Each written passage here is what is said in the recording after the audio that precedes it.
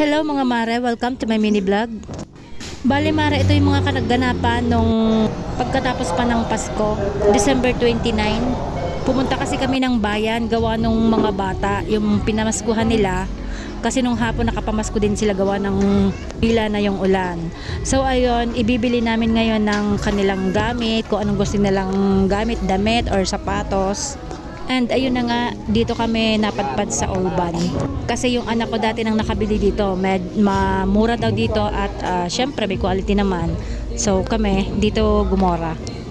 At yun na nga nakita nyo, sinukatan na ng sapatos yung aking bunso. Eksakto naman sa kanyang paa.